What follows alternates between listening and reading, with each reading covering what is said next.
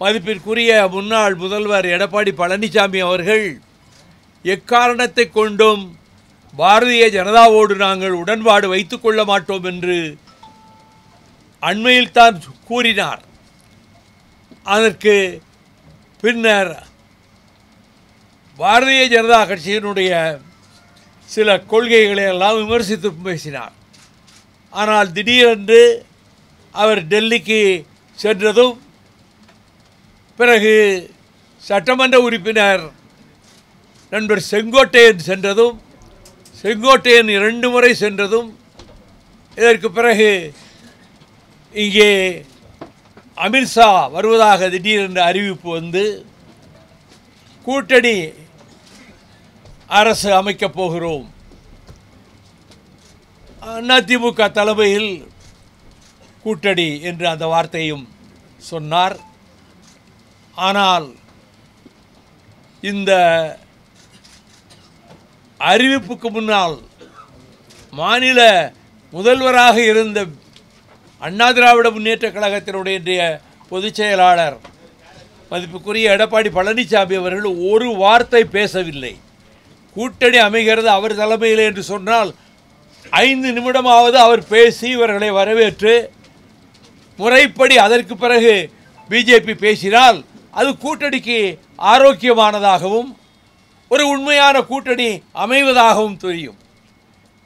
அவர் மௌனசாமி போல பேசாமல் அமைதியாக அமர்ந்துவிட்டு முழுவதையும் அமித்ஷா அவர்களே பேசி சில கேள்விகளுக்கு சொன்ன பதில்களெல்லாம் தமிழ்நாட்டுக்கு சாதகமாக எந்த முடிவையும் அவர் அறிவிக்கவில்லை என்பதையும், இந்த கூட்டணி எக்காரணத்தை முன்னிட்டும் பிஜேபியோடு சேரமாட்டோம் என்று சொன்ன மதிப்புக்குரிய எடப்பாடி பழனிசாமி அவர்கள் இப்பொழுது இப்படி திடீரென்று அவர்கள் முடிவெடுத்து அறிவித்திருப்பதும், இது நிலைக்குமா, இது நீடிக்குமா, அல்லது ஒரு 3-4 மாதத்துக்குள் அவர்களுக்குள்ளே ஒரு கருத்து வேறுபாடு உருவாகி குலையுமா, எதுவுமே தெரியாது. ஆனால் அவர்கள் பாரதிய ஜனதாவுக்கு எடுபிடி போல இருந்து கொண்டுதான் நேற்றைக்கு அந்த நிகழ்ச்சியை நடத்தி காட்டினார்களே தவிர அண்ணா திராவிட முன்னேற்ற கழகத்திலே இருந்து ஒரு வார்த்தை யாரும் பேசவே இல்லை. ஆகவே இந்த கூட்டணியை பொறுத்தமட்டில் அவர்கள் கூட்டணி நீடித்தாலும் சரி, நீடிக்காவிட்டாலும் சரி, அல்லது யாராவது 1-2 கட்சிகளை இனியும் புதிதாக சேர்த்து கொண்டு அவர்கள் கூட்டணி நாங்கள் பெரிய பலமான கூட்டணி என்று சொன்னாலும், திராவிட முன்னேற்ற கழகத்தின் தலைமையிலே இருக்கக்கூடிய நம்முடைய கூட்டணி மிகப்பெரிய வெற்றியை பெறும். 234 தொகுதிகளிலும் வெற்றி என்ற இலக்கை முன்வைத்து தமிழகத்தினுடைய முதலமைச்சரும் நம்முடைய கூட்டணியினுடைய தலைவருமான இந்தியா கூட்டணியிலேயே முக்கிய அங்கம் வகிக்கின்ற தமிழகத்தினுடைய முதலமைச்சர் ஆருயிர் சகோதரர் மாண்புமிகு தளபதி மு.க. ஸ்டாலின் தலைமையில் வரப்போகிற சட்டமன்ற தேர்தலில் அனைத்து தொகுதிகளிலும் வெற்றி பெறுவதற்கு மறுமலர்ச்சி திராவிட முன்னேற்ற கழகம் சொன்ன வாக்கை நிறைவேற்றுகிற வகையிலே டாக்டர் கலைஞரிடத்திலே சொன்னது போல கடைசி வரை நான் தம்பிக்கு பக்கபலமாக இருப்பேன், இயக்கத்துக்கு திராவிட முன்னேற்ற கழகத்துக்கு அரணாக இருப்பேன் என்று அவரிடம் நான் கூறியதும், அவரின் கைகளை பற்றி கொண்டதையும் நான் பல கூட்டங்களிலே பேசினேன்.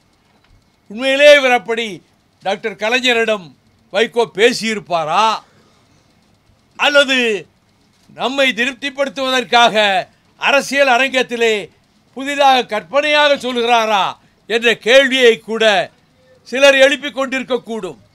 ஆனால் இயக்கத்திலே இருந்து பாடுபட்டு பிறகு சில சூழ்நிலைகளிலே இயக்கத்தை விட்டு விலகி திராவிட முன்னேற்ற கழகத்திலே சேர்ந்த ஒரு எனது உயிர் சகோதரர் ஒருவருடைய துணைவியார் அவர்கள் உடல்நிலை மிக மோசமாகி அவர் கடைசி கட்டத்துக்கு வந்துவிட்டார் என்ற செய்தி கேள்விப்பட்டு நான் அங்கே போயிருந்த போதுதான் அந்த வீட்டில் ஒரு புகைப்படத்தை பார்த்து நான் திகைப்படைந்து விட்டேன். கலைஞர் அவருடைய கரம் என்னுடைய கரத்தை பற்றி கொண்டிருக்கிறது. எனக்கு பக்கத்திலே மாண்புமிகு முதலமைச்சர் தளபதி ஸ்டாலின் அவர்கள் நிற்கிறார்கள். இதை நான் நூற்றுக்கணக்கான கூட்டங்களிலே பேசினேன். இவர் இப்படி சொன்னாருங்கிறதுக்கு பேசினாருங்கிறதுக்கு என்ன ஆதாரம் என்று கூட யாரும் கேட்கலாம். அவர் கையை பற்றி கொண்டார். நான் உங்களுக்கு பக்கபலமாக இருந்தது போல தம்பிக்கு கடைசி வரை பக்கபலமாக இருப்பேன் என்று சொன்னதை நிரூபிக்கின்ற வகையிலே அந்த புகைப்படம் இருக்கிறது. 2 நாட்களுக்குள் நம்முடைய அலுவலகத்திலேயே அந்த புகைப்படத்தை கொண்டு வந்து வைக்கப் போகிறேன். என்றால் தான் கடைசி சந்திப்பு. அதில் என்ன நடந்ததுன்னு நான் பேசியிருக்கிறேன். அதுக்கு சாட்சியமாக இந்த புகைப்படம் அமைந்திருக்கிறது. ஆகவே நாம் எடுத்த முடிவிலே உறுதியாக இருக்கிறோம்.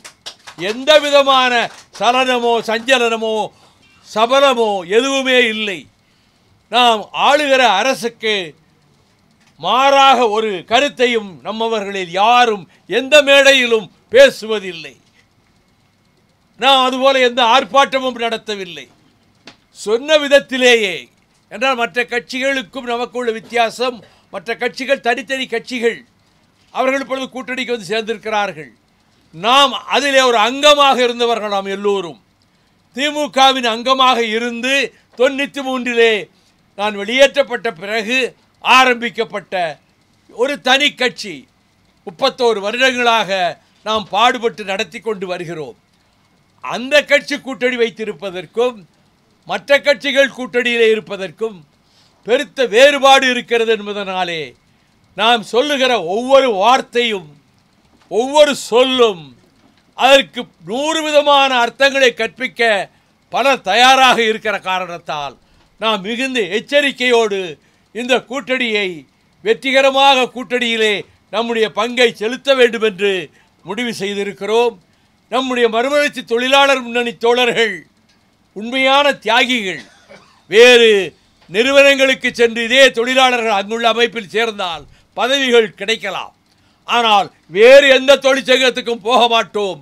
மறுமலர்ச்சி திமுகவினுடைய தொழிற்சங்கமான மறுமலர்ச்சி தொழிலாளர் முன்னணியில் தான் நாங்கள் தொடர்ந்து பாடுபடுவோம் என்று முடிவெடுத்து செயல்படுகிற என் தோழர்களாகிய உங்கள் அனைவருக்கும் புதிய நிர்வாகிகளுக்கும் என்னுடைய வாழ்த்துக்களை, தலைமை கழகத்தினுடைய வாழ்த்துக்களை, பாராட்டுக்களை நான் மகிழ்ச்சியோடு இந்த நேரத்திலே தெரிவித்துக் கொள்கிறேன். உங்களுடைய பங்களிப்பும் தேர்தலிலே மிகப்பெரிய அளவிலே இருக்கும் என்பது எனக்கு நன்றாக தெரியும். நீங்கள் லட்சியவாதிகள், கொள்கைக்காக இருப்பவர்கள், கொள்கைக்காக பாடுபடுகிறவர்கள். அந்த வகையில் நம்முடைய தொழிலாளர் தோழர்களை மற்றவர்களுக்கு எடுத்துக்காட்டாக இருக்கிற அளவுக்கு இந்த தேர்தல் வருகிற காலத்திலே உங்களுடைய பணி இருக்க வேண்டும் என்பதையும் நான் அன்போடும் உரிமையோடும் உங்களிடம் கேட்டுக்கொள்கிறேன்.